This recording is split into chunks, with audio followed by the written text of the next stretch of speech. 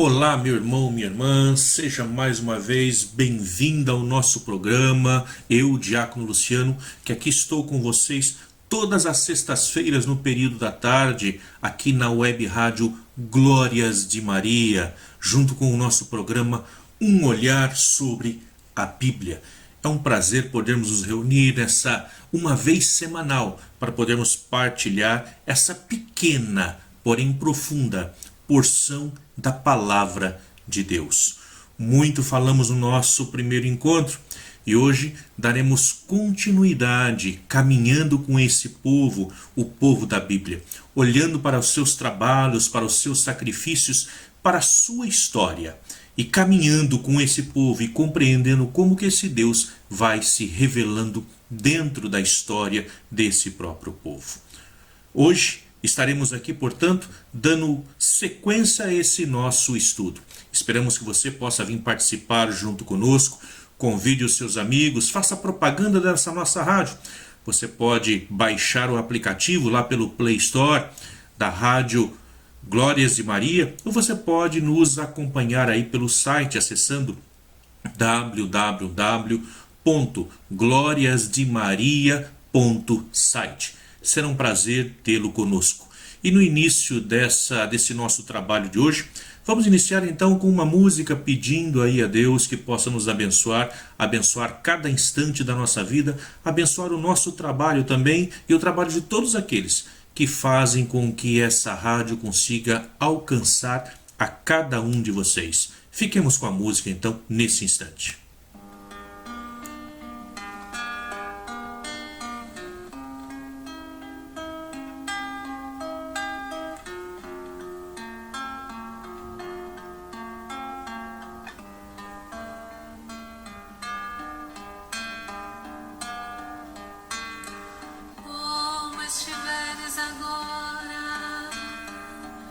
Nosso bom Deus te guarde, como estiveres pensando, nosso bom Deus te use,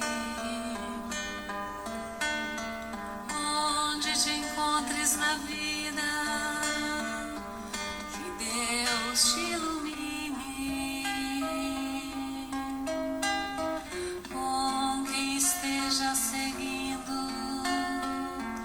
Nosso Senhor te guie no que fizeres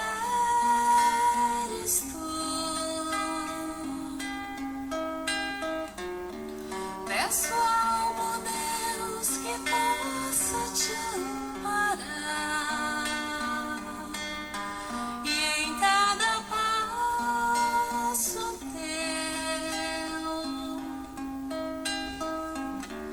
a mão de Deus virá te abençoar. Como estiveres agora, nosso bom Deus te guarde.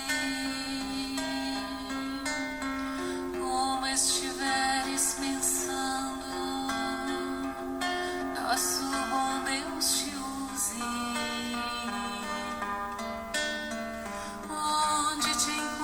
Na vida, que Deus te ilumine, com quem esteja seguindo, nosso Senhor te guie, no que fizeres tu. Peço ao bom Deus que possa te amparar e em cada passo teu a mão de Deus virá te abençoar.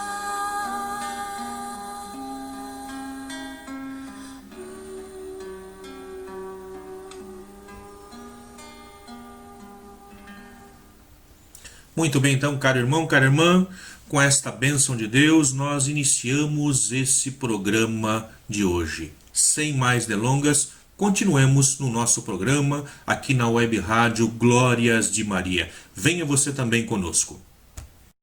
Caríssimos ouvintes, então, nesse nosso programa de hoje, nós vamos estar trabalhando o tema Deus também caminha com o seu povo. Dizemos que a Bíblia é a palavra de Deus. Quem nos fala na Bíblia é o próprio Deus. Mas como isso é possível? Como será que Deus continua nos falando? Será que Deus falou outrora?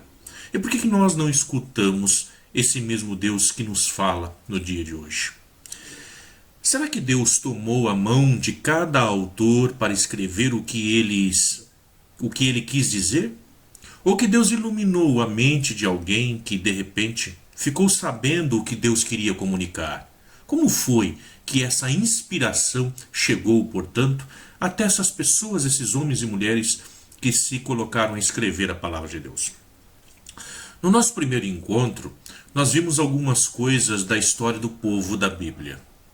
Esta história não é tão diferente da história dos outros povos daquele tempo, assim como não é diferente da nossa própria história. Mas a diferença é que esses povos não descobriram o que Israel, a menina dos olhos de Deus, ajudado por Deus, percebeu. Não estamos sós, é a grande descoberta. Deus caminha conosco. Estamos segurando nas mãos de Deus. Essa é a grande descoberta desse povo que vai colocar por escrito, portanto, essa sua experiência de fé para com Deus. Existe uma relação toda especial entre Deus e nós, a humanidade. Deus, portanto, é esse que dá o primeiro passo em direção ao ser humano, convidando-o para caminhar com ele. Essa descoberta da relação profunda entre Deus e seu povo, nós a chamamos de revelação. Deus se revela, Deus se mostra, Deus se dá a conhecer a esse seu povo. É claro que o povo não podia descobrir isso se o próprio Deus não tivesse dado a luz para entender. Portanto, se é uma revelação e é o próprio Deus que se revela, o nosso objeto de estudo, se assim podemos dizer, é o próprio Deus. E para nos aproximarmos dele, ele primeiramente tem que se dar a entender, ele tem que se apresentar. E assim Deus faz, portanto, a esse povo. Deus é aquele que se apresenta, se revela. Lembrando aí que a palavra revelar, esse re que nós colocamos na frente, para nós no português, tem o sentido, portanto, de velar novamente. Assim é com Deus. Outrora nós o percebemos e de repente nós já não o percebemos mais, porque já está velado. Assim é o mistério de Deus. Nesse nosso programa, Um Olhar sobre a Bíblia, nós nos debruçamos sobre a Bíblia, exatamente para compreendermos isso. Ao mergulharmos nesse mistério de Deus, nós chamamos de mistério insondável, exatamente porque, ora, Deus se deixa conhecer, Deus se deixa perscrutar, e ora, ele não permite. Portanto, ele se vela novamente. Está aí, velado duas vezes, revelar. Aí está, portanto, a revelação de Deus. E Deus vai se revelando, portanto, a esse povo. Já vimos que, inicialmente, o povo da Bíblia é um punhado de gente simples, gente que vai crescendo e se multiplicando, que não tem nada de diferente em relação a nós nos dias de hoje. Mas acontecem coisas importantes na vida dessa gente. A mudança para o Egito, a opressão que é sofrida por eles lá, a saída sob a liderança de Moisés, a passagem pelo deserto, os 450 ou 400 anos de escravidão com o qual vão ficar no Egito, o tempo todo pelo deserto, que nós vamos dizer de 40 anos, como nós falamos no nosso último programa. Assim, o povo, esse povo de Deus, esse povo escolhido, vai aprendendo, vai pouco a pouco, o povo aprende a lutar. Aprende a observar e a refletir sobre tudo o que acontece ao seu redor, sobre tudo o que acontece na sua vida. Vão descobrindo, portanto, nesse olhar a partir da fé, vão descobrindo a mão de Deus. E tudo isso vai expressar-se na fé, nas celebrações festivas, em cantos e orações. Eles contam de pai para filho as grandes obras de Deus. Isso não é diferente nos nossos dias de hoje. Se nós continuássemos a escrever a Bíblia, quantas histórias nós teríamos, histórias de fé como a nossa. Assim como hoje, se uma pessoa passa por um momento de dificuldade, por um acidente, e consegue miraculosamente sobreviver, quando ele vai contar essa história para os outros, ele vai dizer que foi a mão de Deus que o salvou. Qual é a pessoa que já não passou por um acidente e não fez uma experiência como essa? Uma experiência onde todos aqueles que veem a situação no qual se encontrava aquela pessoa diziam: aí não pode ter sobrevivido ninguém, todos morreram. E de repente vem a notícia que dali todos sobreviveram sem nenhum arranhão. Isso, contado pela boca do homem, da mulher de fé, vai se transformar numa experiência de Deus, onde primeiramente vão se dizer: foi Deus quem nos salvou. Foi Deus quem colocou a sua mão. Foi Deus que não permitiu que acontecesse nada, porque Deus estava conosco. Assim também esse povo agora chamado povo de Deus, a diferença para com os outros povos é que eles vão colocar por escrito essa experiência que eles fizeram na sua caminhada de vida a respeito de Deus, a sua experiência para com Deus. Isso, portanto, vai se transformando agora em história de Israel. Aquilo que nós chamamos que vai ser passado de pai para filho, utilizando uma expressão hebraica, se diz Torá P-al-P, ou seja, é a palavra de Deus boca a boca. Portanto, é uma experiência grandiosa que eles vão contando de pai para filho as grandiosidades, as grandes obras que Deus realizou na sua vida. Esse povo, de volta para a terra de Canaã, liderados pelos juízes, o qual nós falamos no nosso último encontro, e mais tarde pelos primeiros reis. O povo vai se unindo cada vez mais. E começaram, portanto, a formar uma nação mais bem organizada, com certas lideranças no mundo daquele tempo. E começam, portanto, a partir de um determinado momento, a escrever essa história. Já então no tempo de Salomão é quando isso vai ser escrito. Portanto, séculos depois de vivência. Primeiro nós vivemos a experiência com Deus. Depois nós escrevemos sobre essa experiência com Deus. Muitas vezes nós acreditamos que teria um secretário que fosse anotando, secretariando tudo aquilo que vai acontecendo na experiência do povo para com Deus. É como se nós tivéssemos ali alguém 24 horas por dia escrevendo a experiência de fé, escrevendo a história para com Deus. A Bíblia não foi escrita dessa forma. A Bíblia é escrita anos e anos depois da experiência vivida. O povo, primeiramente, experimenta algo de diferente, um poder diferente, uma força diferente. Experimenta a grandiosidade de Deus no decorrer da sua caminhada. E depois, então, de anos, depois de séculos, o povo começa a escrever sobre essa experiência. E escrevem o quê? A vida do povo. Escrevem suas lutas. Escrevem suas reflexões, escrevem suas orações e seus cantos. Assim, a Bíblia começou a ser escrita. E assim continua. Há a divisão do reino, há as dominações estrangeiras, há a volta para a terra. O povo vai vivendo, vai sofrendo, vai lutando, vai rezando.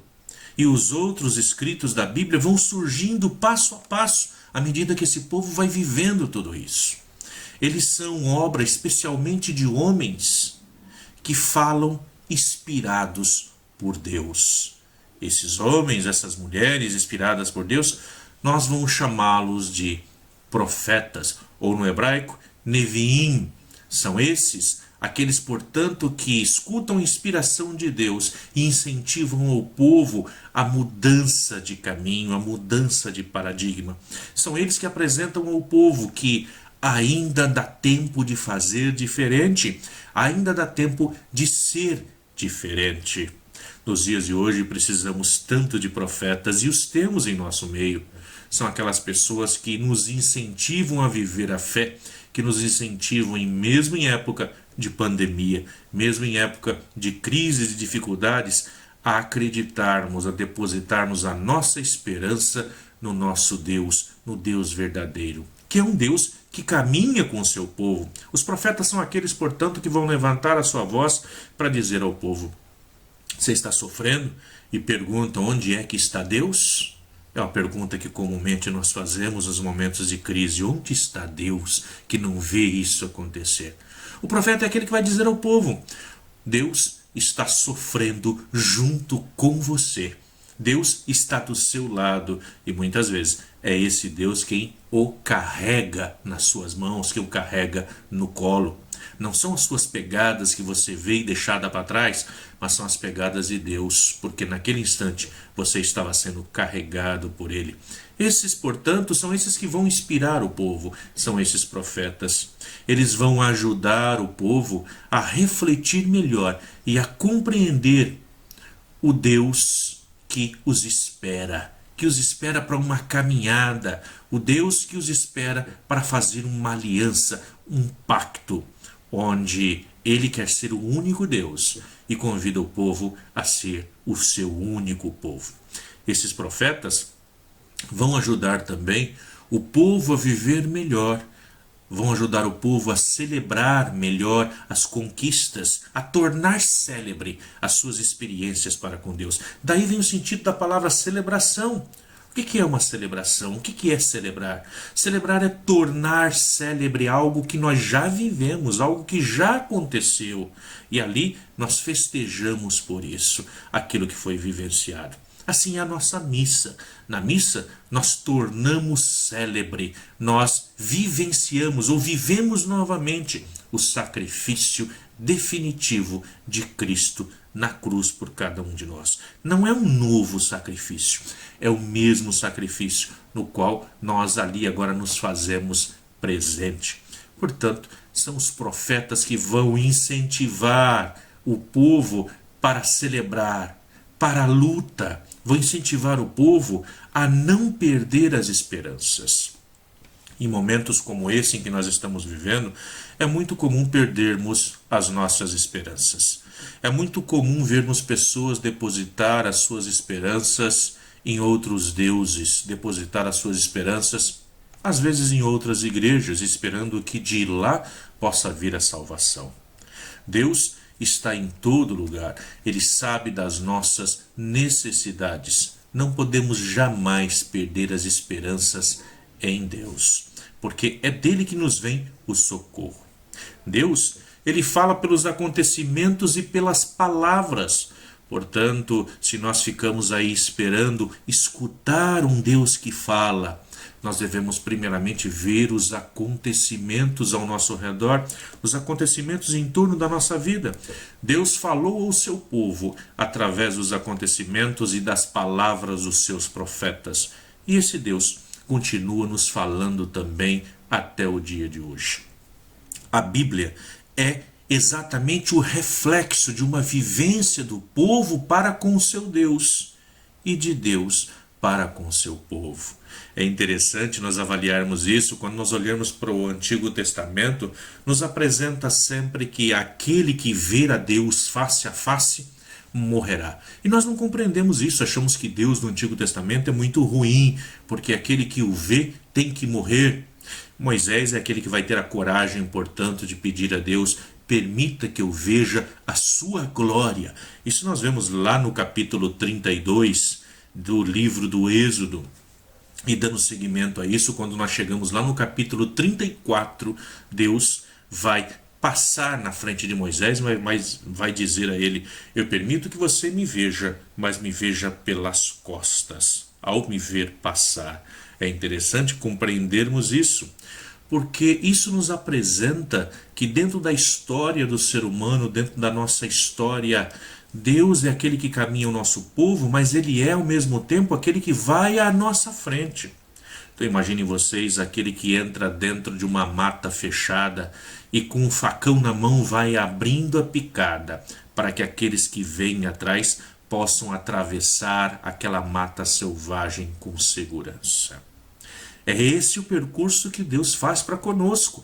É esse o percurso que Jesus vai fazer depois, onde lá no evangelista Mateus, no evangelista Marcos, nós vamos pegar um Jesus que faz um caminho, que está sempre caminhando da Galileia para Jerusalém. Assim também é Deus. Ele é aquele que vai à nossa frente. Por isso, nós só podemos ver Deus pelas costas realmente. No momento em que eu vejo Deus face a face, significa dizer que terminou a minha caminhada, terminou a minha história. E aí sim eu me encontro com esse Deus que está lá na frente. Eu já não preciso continuar a caminhada, eu já estou com Ele. Então veja o sentido teológico que traz por trás das Sagradas Escrituras. Esse povo compreendeu tudo isso, compreendeu esse sentido de caminhar com Deus e de permitir que Deus caminhasse com ele. E na sua vida, na sua vivência, nos seus escritos, nós vamos tendo o reflexo de toda essa vida de fé.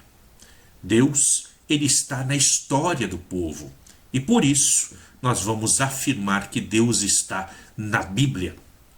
Mas Deus não está só preso à Bíblia. Deus está na história do ser humano. E quando nós lemos, portanto, as Sagradas Escrituras, nós percebemos dentro das histórias outrora vivida a presença desse Deus, assim como ele continua presente na nossa vida. Por sua vez, a Bíblia vai ajudar, portanto, o povo a viver a sua vida, a viver a sua experiência. Assim acontece também conosco. Quando nós olhamos para as páginas da Bíblia, nós vamos aprendendo com ela como que os homens e as mulheres de fé confiaram em Deus, se entregaram em Deus, mas, acima de tudo, souberam fazer a sua parte.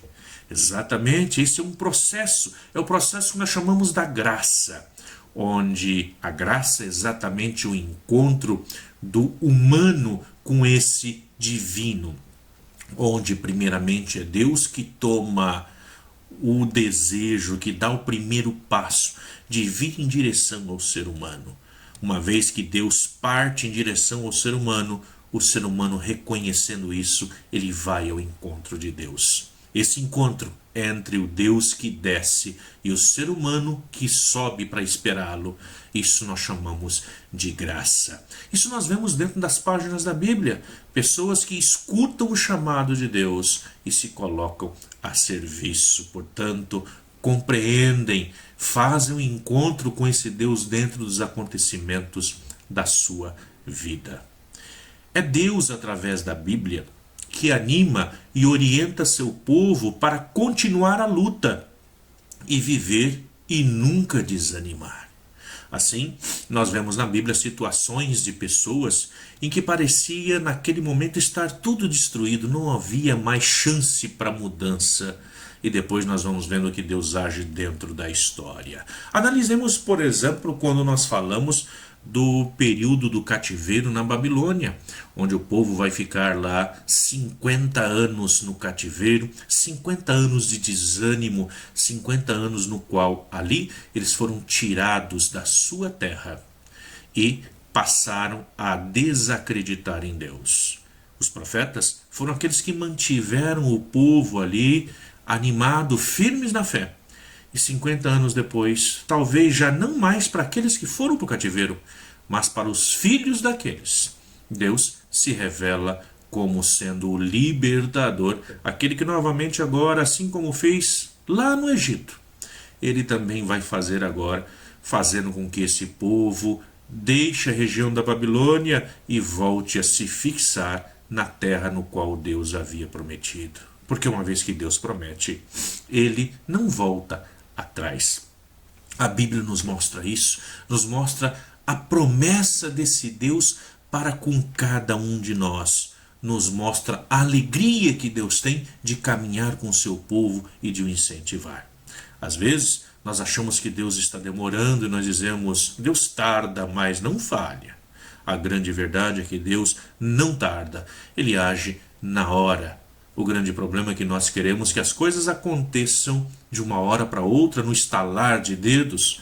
Muitas vezes nós somos aqueles que procuram um Deus no estilo da modernidade, fast food, comida rápida, entrega rápida. Nós também queremos que Deus haja rápido. Eu quero pensar naquilo que eu preciso e quero que Deus já me tenha de antemão se colocado à disposição como um servo para me servir. A grande função de Deus não é essa. Nós é que deveríamos ser os seus servos, seus amigos. Deus, portanto, é esse que vai se mostrando dentro dessa nossa história. É por tudo isso que dizemos que a Bíblia é palavra de Deus, é a revelação de Deus. Um Deus que está sempre agindo em função de seus filhos. Um Deus que se apaixona de tal maneira por nós, pela humanidade, pela sua criação, que num determinado momento ele quer experimentar disso e, portanto, vai se encarnar em Jesus e experimentar a própria criação. Um Deus que nos exalta para que nós possamos chegar, termos a capacidade de amar assim como Ele nos amou.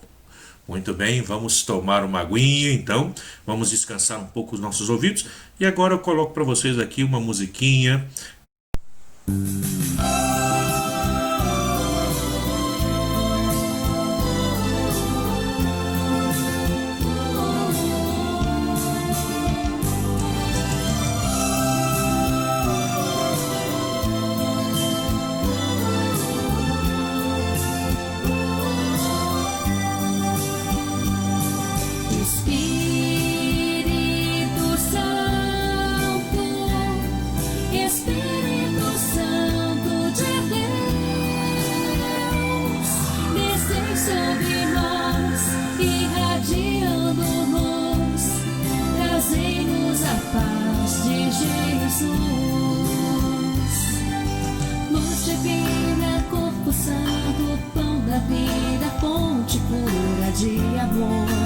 Consolador dos homens, reunidos em teu nome, com o Pai, o Deus do amor, vem habitar em nossos corações. Espírito Santo, Espírito Santo de Deus, descei sobre nós, irradiando-nos, trazei-nos a paz de Jesus.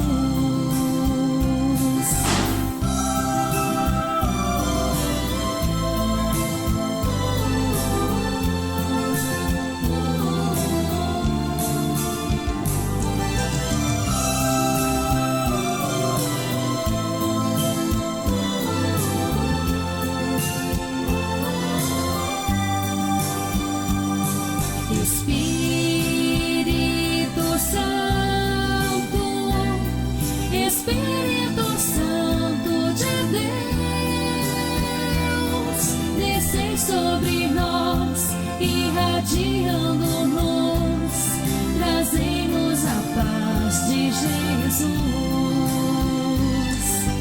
Como vento feito brisa, te sentimos invadindo nosso ser. Vem nos encher de amor. Vinde a nós, ó Santo Espírito, vinde aqui, ó luz divina, Deus. Vem habitar em nossos corações. Espírito Santo, Espírito Santo de Deus, descei sobre nós, irradiando-nos, trazei-nos a paz de Jesus. Espírito Santo,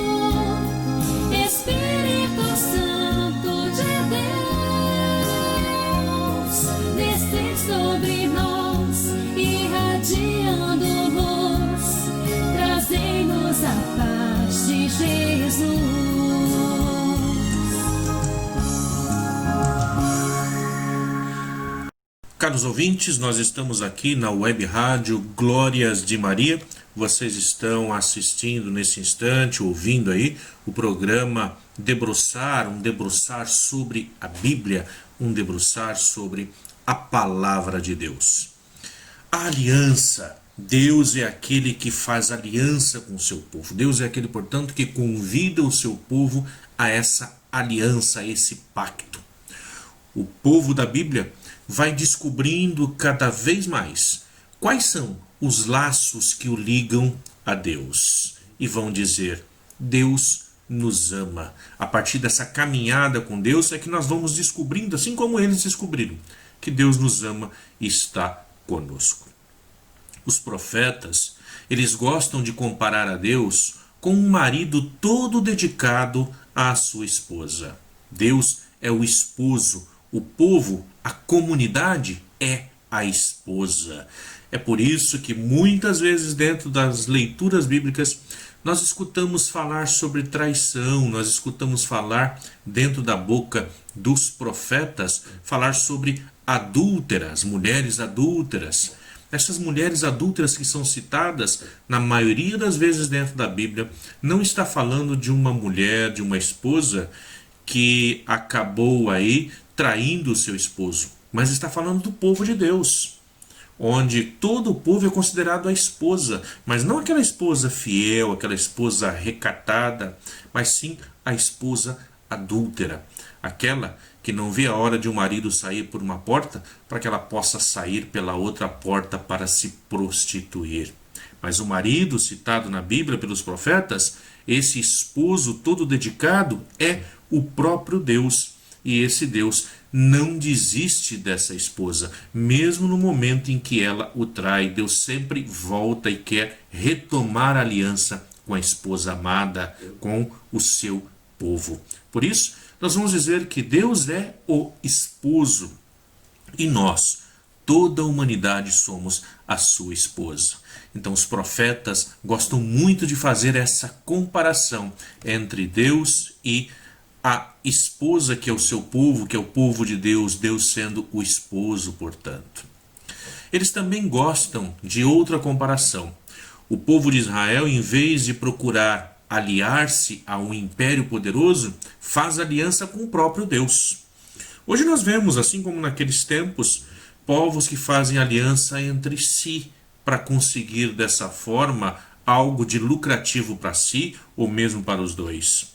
O povo de Israel é um povo que a sua aliança vai ser feita não com outros reis, não com outros povos, mas é feita com o próprio Deus. É claro que no decorrer da história, como os próprios profetas já alertam, esse povo, esposa, deixa-se prostituir, ou seja, acabam se permitindo seduzirem-se por outros deuses, acabam se deixando seduzir por aliança com outros povos. E aí quebram, rompem essa aliança para com Deus.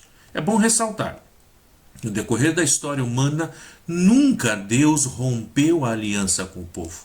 Foi sempre o povo que se afastou de Deus e que rompeu com essa aliança. Deus é aquele que constantemente, portanto, refaz essa aliança. Nós hoje chamamos de aliança o anel de casamento. E porque o anel lembra o compromisso do casal. O amor e a fidelidade até a morte. Assim é o amor de Deus para com seu povo. Só que o amor de Deus vai além da morte. A sua fidelidade dura para sempre. É o que vai cantar o salmista, é o que vai dizer o profeta, porque nosso Deus é um Deus dos vivos e não dos mortos. Por isso nosso Deus é aquele que ressuscita aquele que está no túmulo, que está na morte. Ezequiel vai tratar disso esplendidamente quando vai trabalhar a questão dos ossos ressequidos. Então Deus é aquele que vai fazer com que nós possamos louvá-lo na nossa própria carne, como vai dizer o livro de Jó. Por isso, nós chamamos a Bíblia de o livro da aliança. A Bíblia vai falar, portanto, dessa aliança para com Deus no decorrer da caminhada humana. Então, a Bíblia pode ser conhecida como o livro da aliança. Na tradução para outras línguas, a palavra aliança, que no hebraico é berit, ela foi substituída por pacto. Então nós conhecemos também como pacto. E depois, menos exatamente, por testamento. Daí vem o uso das expressões que nós conhecemos até hoje, onde a Bíblia é dividida em 2 grandes volumes. O primeiro volume, Antigo Testamento, e o Novo Testamento no segundo volume.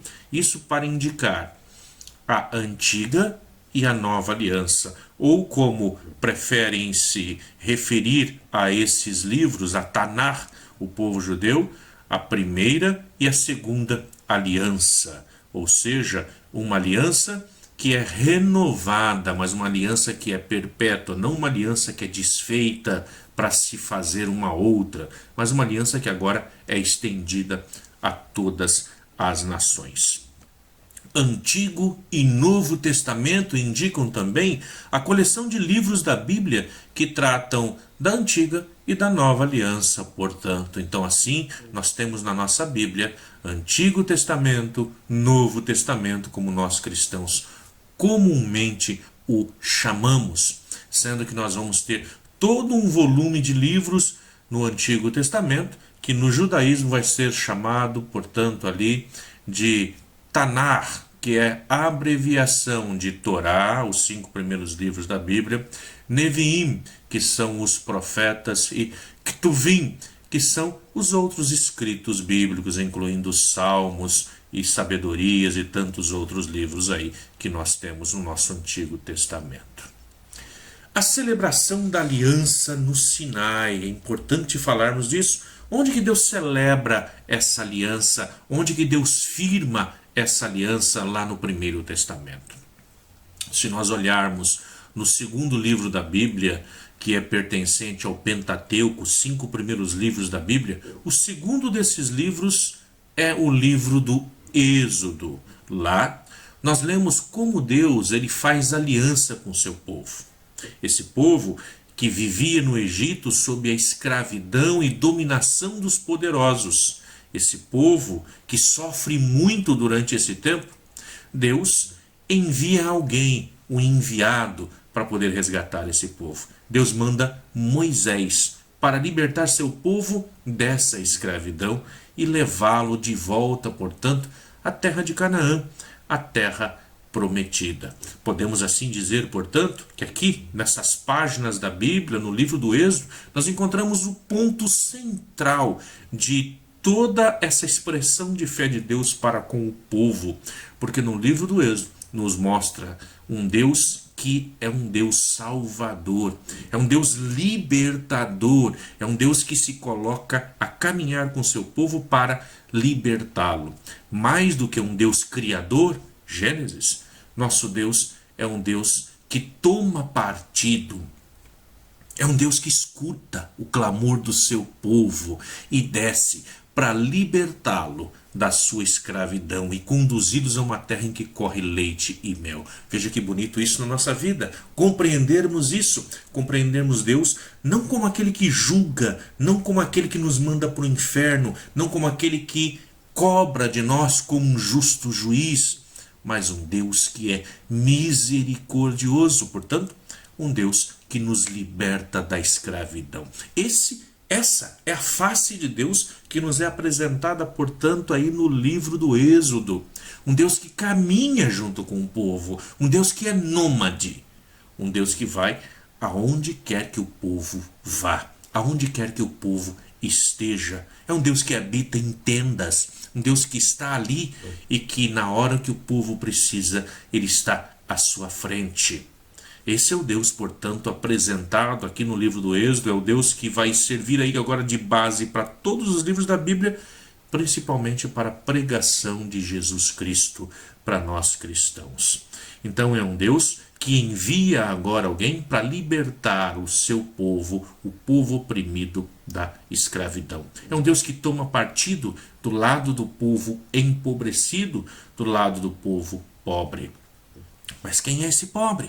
Quem é esse povo? Nós poderíamos dizer que o pobre é aquele morador de rua simplesmente, que o pobre é aquele que não tem nada, mas nós podemos definir isso de uma forma melhor. Nós podemos dizer que o pobre é aquele que carece de 3 coisas. O pobre é aquele que carece de ter, de ser e de poder. É aquele que não tem nada, é aquele que não pode nada, é aquele que não é. É aquele que mesmo tendo, não é enxergado. Esse é o pobre. Deus se coloca lado a lado desse, que é o sofredor. Então Deus manda esse Moisés que possa ir lá, dialogar com Faraó e libertar esse povo da escravidão. É uma libertação penosa. Toda libertação não é fácil. A libertação é difícil, porque por mais que você esteja sendo liberto, essa liberdade, ela traz também ao povo compromissos. Agora, uma vez liberto, tem que se assumir a própria vida, dar continuidade à sua própria vida. Então, aquilo que se recebia, agora você vai ter que cuidar para que isso aconteça. Portanto, é uma libertação difícil, mas o povo vê claramente a mão libertadora de Deus que ajuda a vencer. Você já viu a mão de Deus?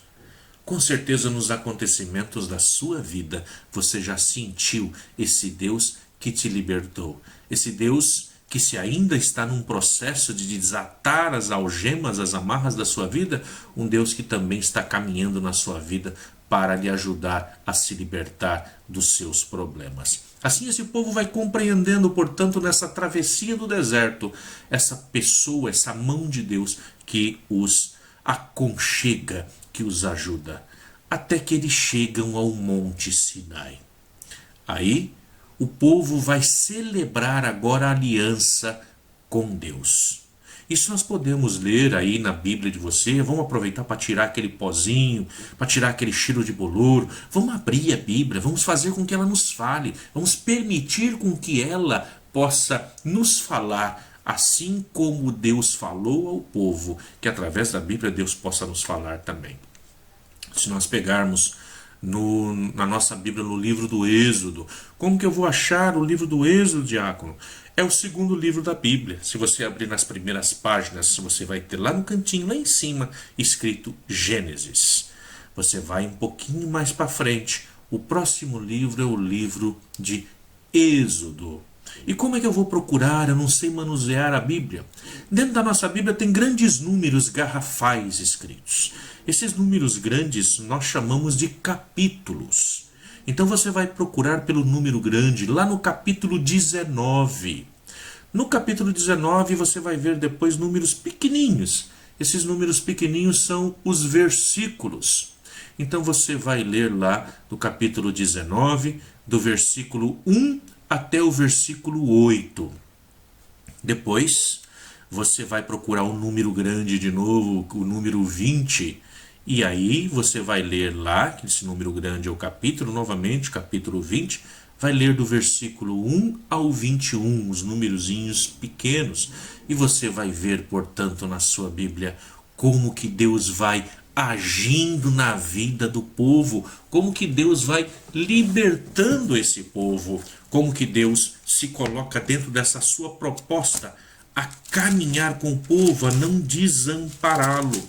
Então aí no capítulo 19 nós vamos ter aí toda a leitura que vai chegar ao Decálogo, onde uma vez que o povo chega ao Sinai, agora lá na montanha Moisés sobe e vai receber das mãos de Deus o Decálogo, os 10 mandamentos. Mandamentos esses que são feitos para incentivar, para ajudar o povo. Veja na sua Bíblia, não perca tempo, deixa anotadinho aí, capítulo 19, versículo 1 a 8, capítulo 20, versículo 1 a 21.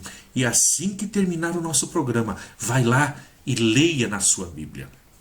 Deus, ele vai nesses capítulos dizer ao povo que ele será o seu povo, que agora esse povo já não é mais um povo sem eira nem beira, que esse povo não é mais um povo simplesmente perdido, sem dono pelo deserto. Agora Deus vai ser o Deus desse povo. E como o povo de Deus terá uma responsabilidade toda especial entre todos os povos. É exatamente isso. A liberdade tem um preço. O preço da liberdade é a responsabilidade. Esse povo agora tem uma responsabilidade enorme. Esse povo, menina dos olhos de Deus, a partir de agora, eles terão a grande responsabilidade de serem luz para todas as nações. Eles ganham agora a grande responsabilidade de fazer com que esse Deus agora seja conhecido para todas as nações. Um Deus libertador, fazendo com que todos os povos subam para Israel, para louvar a esse Deus. Essa é a grande função, portanto, que a Bíblia vai apontar para esse povo. Função essa que depois nós vamos ver se cumprir a partir de Jesus. Afinal de contas, Jesus foi judeu, nasceu dentro do judaísmo, dentro da cultura judaica, nasceu de mãe judia, seguiu todas as leis judaicas. Para quê?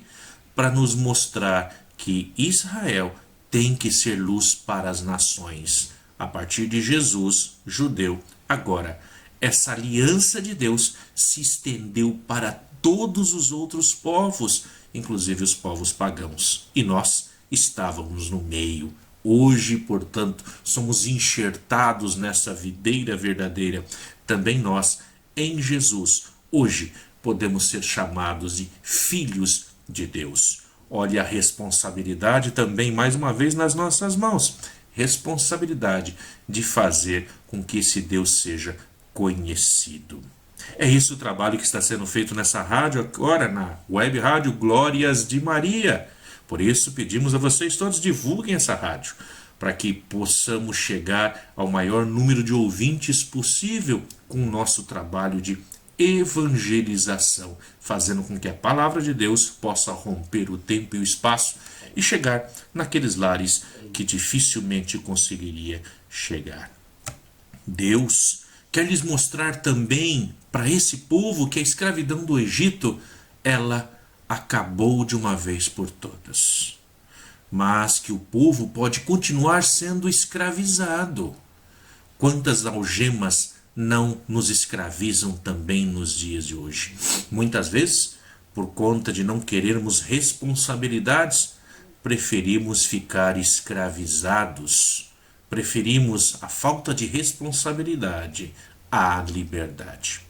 Por isso, Deus dá algumas normas para ajudar esse povo a não cair novamente na escravidão, permitindo que uns assim possam dominar o seu próprio povo, possam estar acima do seu próprio povo.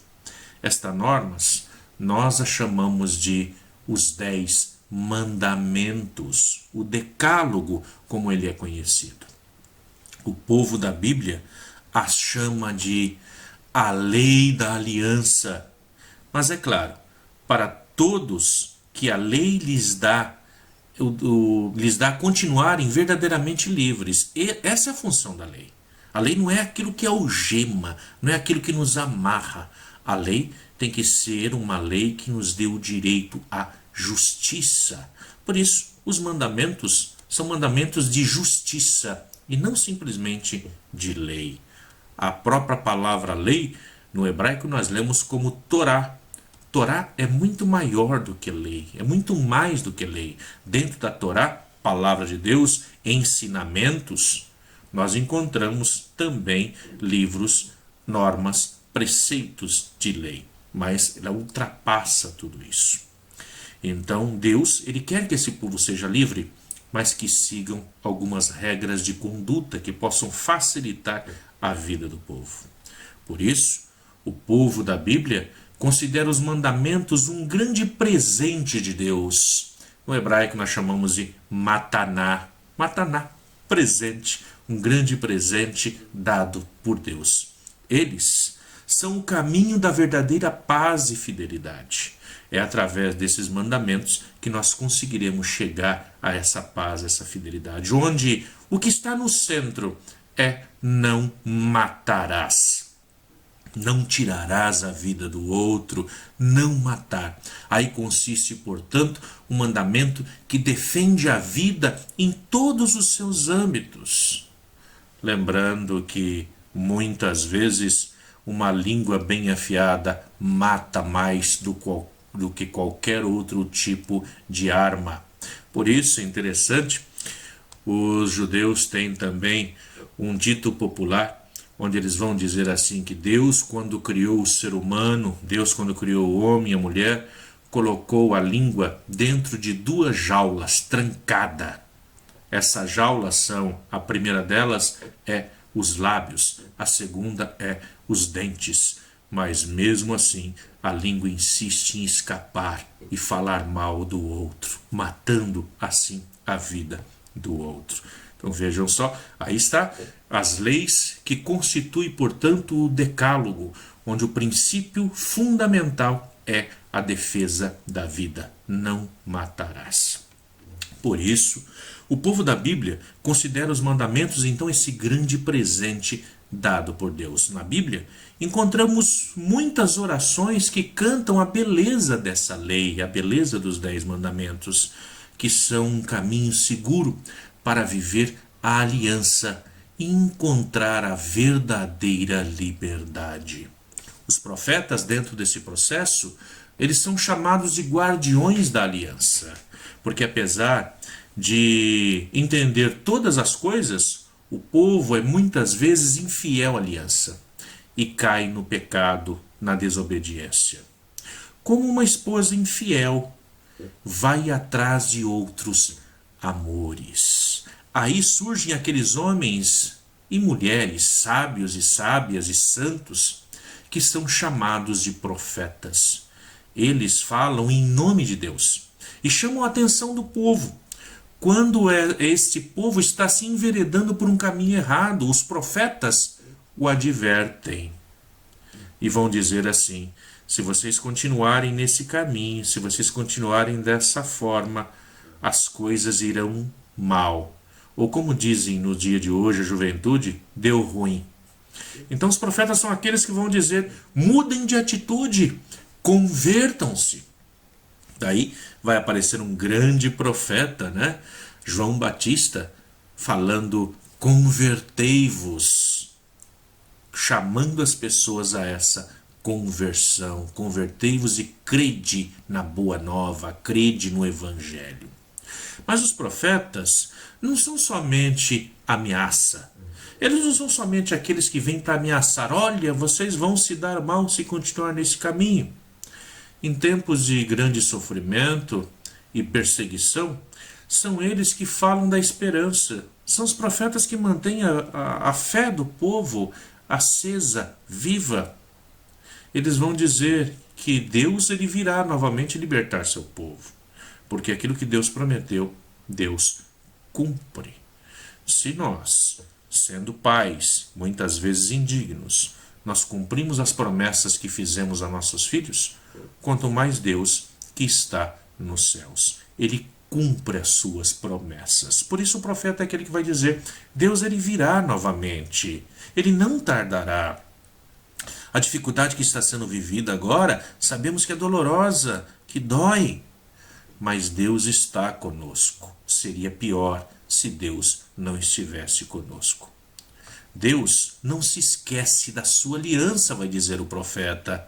Ele vai concluir uma nova aliança também com você, dentro das dificuldades em que você está vivendo, dentro desse processo que você está passando agora, nesse instante. É isso que o profeta diz, é isso que o profeta anuncia ao povo. Assim, o povo vai descobrindo que, apesar da sua infidelidade, eu poderia dizer aqui, apesar da nossa infidelidade, Deus continua sendo o esposo que vai educar a sua esposa dentro da fidelidade. Deus continua sendo esse esposo que pôs um anel no nosso dedo. Filho pródigo nos mostra isso. Deus é aquele pai que acolhe o filho, que antes de pedir perdão, ele já lhe deu o perdão. Lhe coloca um anel no dedo, faz uma aliança novamente com ele. Lhe coloca uma nova veste, a esposa, agora vestida para o casamento. Lhe cobre de joias preciosas, lhe dá um novo nome, faz uma nova aliança. Deus sempre espera à nossa volta. Ele não desiste de nós.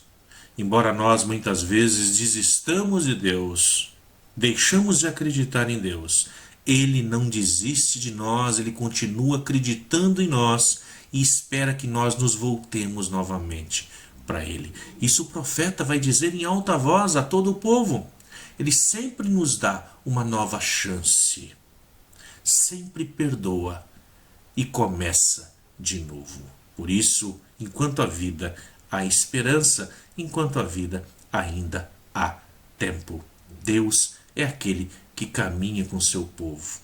Sempre espera que nós possamos novamente voltar para Ele e recomeçarmos. Nós podemos ler na nossa Bíblia algumas histórias de profetas que vão nos falar sobre isso, sobre a aliança. Deus que faz aliança sempre conosco. Profetas como podemos citar aí Isaías. Anota aí, pega o seu caderninho de anotações, costume fazer isso de agora em diante.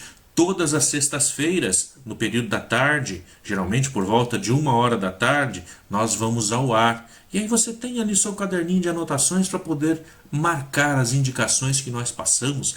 Assim você não vai perder nada. Assim você pode, depois que terminar esse encontro, corre lá, pega a sua Bíblia e confira as indicações que nós passamos. O profeta Isaías, lá no capítulo 54, do versículo 5 a 7, ele vai falar desse Deus que faz aliança com o homem, desse Deus que convida o ser humano a fazer uma aliança com ele. Isaías, capítulo 54, versículos do 5 ao 7.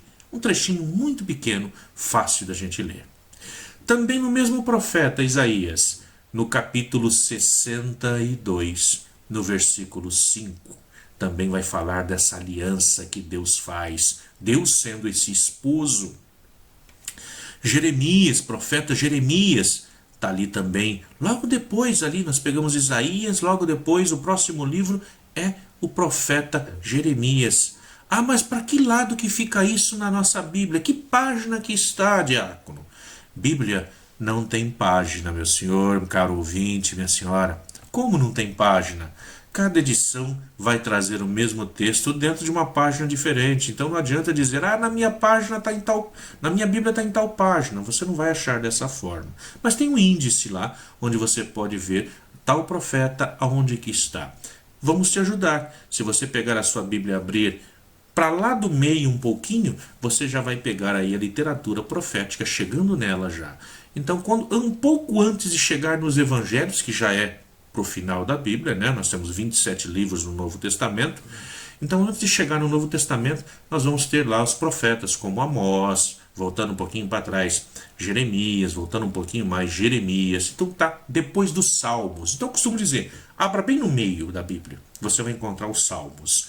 Daí para frente, você vai encontrar esses profetas. Então, leia. Faça essa experiência de ler, tire um tempinho do seu dia, da correria do dia a dia. Não precisa ser grande tempo, não. 5 minutinhos diário. Faça uma leitura de um trechinho da Bíblia. Você vai ver como Deus continua falando a cada um de nós. Leia lá, Jeremias, capítulo 31, versículo do 31 ao 33.